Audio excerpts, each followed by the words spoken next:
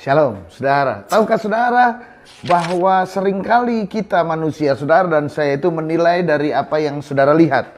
Jadi apa yang saudara nilai itu dari apa yang kelihatan. Hari ini, mari kita singkirkan apa itu yang kelihatan, agar saudara bisa melihat kekuatan apa di balik apa yang tidak kelihatan. Saya ajak saudara buka dalam Kisah Rasul pasal yang ke-7. Bacaan kita Kisah Rasul pasal yang ke-6 dan ke-7, Ayub pasal 1 dan ke-2. Dan dalam Kisah Rasul pasal yang ke-6 dan ke-7 ini adalah proses bagaimana seorang Stefanus dituduh, martir pertama kali yaitu Stefanus dituduh, dan kemudian Stefanus berusaha membela dirinya, dan akhirnya apa yang terjadi? Stefanus dirajam batu sampai mati. Mungkin saudara tidak bisa membayangkan bagaimana rasanya dirajam batu, dilempari batu sampai mati. Begitu menderitanya Stefanus. Tapi kalau saudara lihat, rupanya Stefanus ini kematiannya tidak semengerikan yang saudara lihat. Padahal memang mengerikan, tapi sesungguhnya Stefanus ditopang oleh apa yang tidak kelihatan, yaitu di pasal ke-7 ayat yang ke-55. Mari saya bacakan buat saudara. Tetapi Stefanus yang penuh dengan Roh Kudus menatap ke langit lalu melihat kemuliaan Allah, dan Yesus berdiri di sebelah kanan Allah.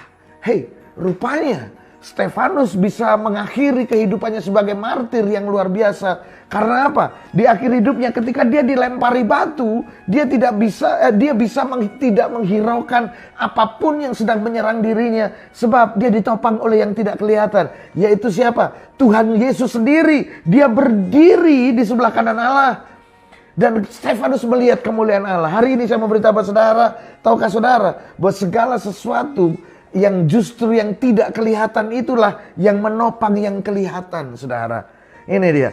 Tubuh saudara bisa berdiri karena ditopang oleh yang tidak kelihatan. Apa? Tulang-tulang saudara, organ-organ dalam saudara. Hari ini saya juga bisa berkata bahwa rumah tangga saudara bisa berdiri tegak sampai hari ini. Itu juga ditopang, pasti ditopang oleh hal yang tidak kelihatan dalam hidup saudara. Yaitu apa? Doa-doa saudara, kasih sayang saudara terhadap keluarga saudara. Hari ini pekerjaan saudara bisa menjadi pekerjaan yang bagus karena ditopang oleh yang nggak kelihatan. Apa itu yang nggak kelihatan? Manajemen yang bagus, kekompakan yang bagus. Ini tim olahraga saudara ditopang oleh justru yang tidak kelihatan adalah apa? Kekompakan, latihan-latihan, persiapan demi persiapan. Ini dia. Sama.